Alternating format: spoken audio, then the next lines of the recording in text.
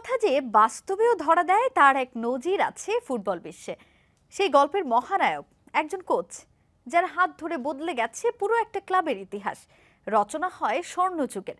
Coaching ক্যারিয়ারে যেখানেই পা পড়েছে তার সেখানেই ফলেছে সোনা। ক্লাব ফুটবলে সর্বকালের সেরা কোচের খেতাবটাও তার দখলে। বলছিলাম মাস্টারমাইন্ড স্যার অ্যালেক্স ফার্গুসনের কথা। দর্শক, ওয়েলকাম টু হাউস দ্যাট। আজকের পর্বে আপনাদের জানাবো স্যার অ্যালেক্স ফার্গুসন কিভাবে রূপকথাকে বাস্তবে পরিণত করেছেন সেই গল্প। আর আপনাদের সঙ্গে আছি আমি তাজিন খন্দকার।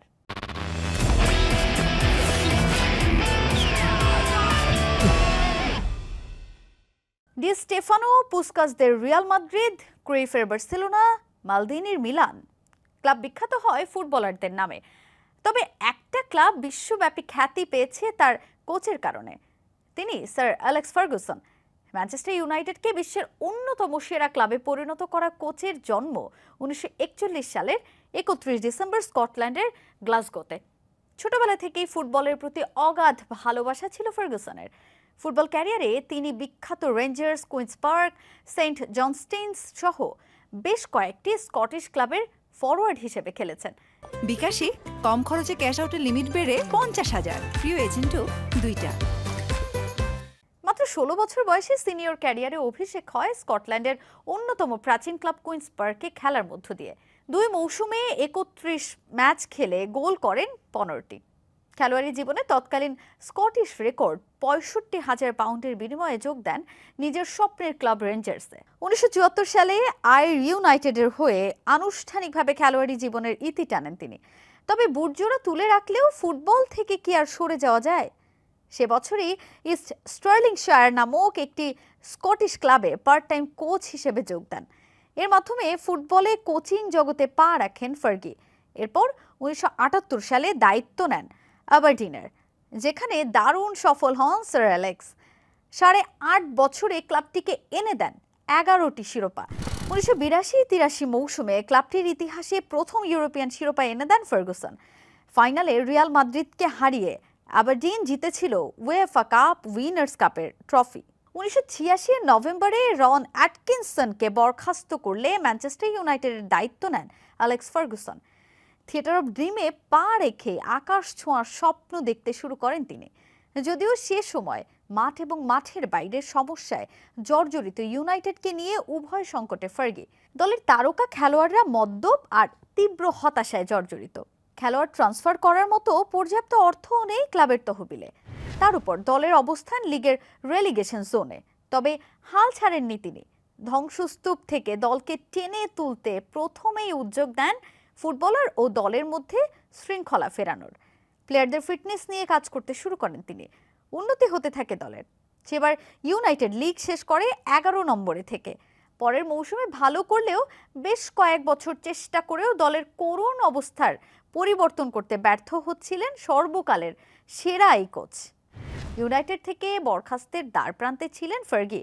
অবশেষে 1989-90 মৌসুমে ওল্ড ট্র্যাফোর্ডে নিজের প্রথম ট্রফি জেতেন ফার্গি।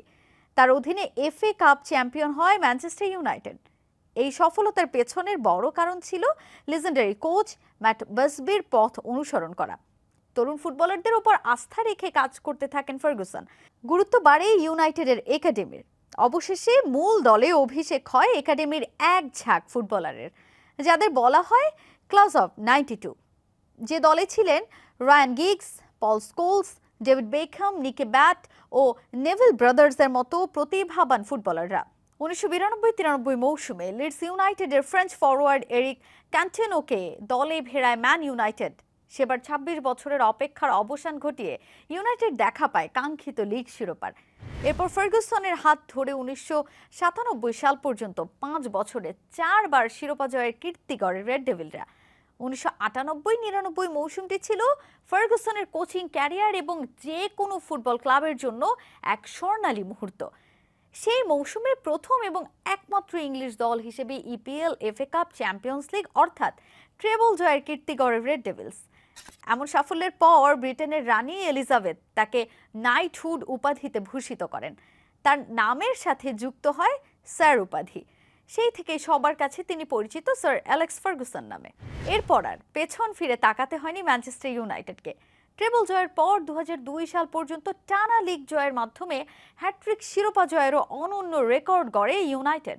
তবে এরপরই দলের বেশ কিছু গুরুত্বপূর্ণ খেলোয়াড় পাড়ি জমান অন্য ক্লাবে। ভেঙে যায় ফার্গুসনের স্বপ্নের সেই দল। যদিও সেখান থেকে আবারও দল পুনর্গঠনের দায়িত্ব নেন স্যার অ্যালেক্স। আবারও এক ঝাঁক তরুণ ফুটবলার দলে ফেরান ফার্গুসন, যাদের মধ্যে ছিলেন Portuguese superstar Cristiano Ronaldo, Wayne Rooney, Park Ji Sung, Patrick এভার্টদের মতো তরুণরা। অর্থের ঝনঝনানি না থাকলেও বিভিন্ন ক্লাব থেকে তুলে আনা এই ফুটবলাররা ছিল আরও গতিশীল, আর স্বপ্ন ছিল আকাশ ছোঁয়ার। সে মৌসুমে নতুন সেই দলটাকে নিয়ে আবারও চ্যালেঞ্জ উতরে যান ফার্গি। জিতে নেন ইপিএল এর 9ম টাইটেল। 2007-8 সিজনে ম্যান ইউনাইটেডের হয়ে দ্বিতীয় চ্যাম্পিয়ন্স লিগ টাইটেল জেতেন স্যার অ্যালেক্স ফার্গুসন। পরেরবারও দলকে শিরোপা এনে দিয়েছিলেন তিনি। 2009-10 সিজনে প্রিমিয়ার লিগ জিতে ইংলিশ লিগের সবচাইতে সফলতম দলের কৃতিত্ব গড়েছিল ম্যানচেস্টার ইউনাইটেড।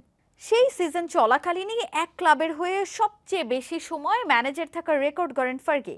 2012-13 মৌসুমে নিজের 20তম টাইটেল জিতে অবসরে যান এই কিংবদন্তি।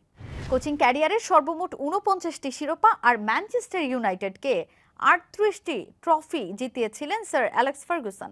দ্য বস হিসেবে আখ্যা দেয়া হয় তাকে। সর্বকালের সেরা কোচের তকমাটাও নিজের করে নিয়েছেন ফার্গুসন। 2013 সালে অবসরের ঘোষণা দেন তিনি। তবে এমন সাফল্যের পেছনে বেশ কিছু বিষয় খুব কঠোরভাবে অনুসরণ করেছিলেন ফার্গুসন। কঠোর পরিশ্রম, একাগ্রতা, পরিকল্পনা, শৃঙ্খলা, তারুণ্যে প্রাধান্য দেয়া। মোটা অঙ্কের ট্রান্সফার ফি দিয়ে খেলোয়াড় কেনার পেছনে খুব বেশি অর্থ ব্যয় করেননি, বরং নিজ হাতে খেলোয়াড় তৈরি করাই ছিল তার নেশা। তবে এ প্রজন্মের সাফল্যের দেখা পেয়েছেন ম্যানচেস্টার সিটির কোচ পেপ গার্দিওলাও। ক্যারিয়ারে এখন পর্যন্ত 37টি ট্রফি জিতেছেন তিনি। তবে ফার্গুসনের সঙ্গে অন্যদের পার্থক্যটা অনেক। কারিকারি টাকায় ফুটবলার ভেড়ানোর দারুণ সুযোগ বর্তমানে থাকলেও স্যার অ্যালেক্স ফার্গুসনের সময় সেই সুযোগটা ছিল না। শুধুমাত্র ট্রফির বিচারে না, মুন্সিয়ানায় ছাড়িয়ে গেছেন সবাইকে। ক্লাবের প্রতি ভালোবাসায় শূন্য থেকে ইতিহাস রচনা করেছেন এই জাদুকর, যার নাম লেখা থাকবে স্বর্ণাক্ষরে। দর্শক, আজ এই পর্যন্তই। পরের পর্বে আবারও হাজির হব এক্সাইটিং কোনো টপিক নিয়ে। সে পর্যন্ত ভালো থাকুন আর সঙ্গে থাকুন সময়।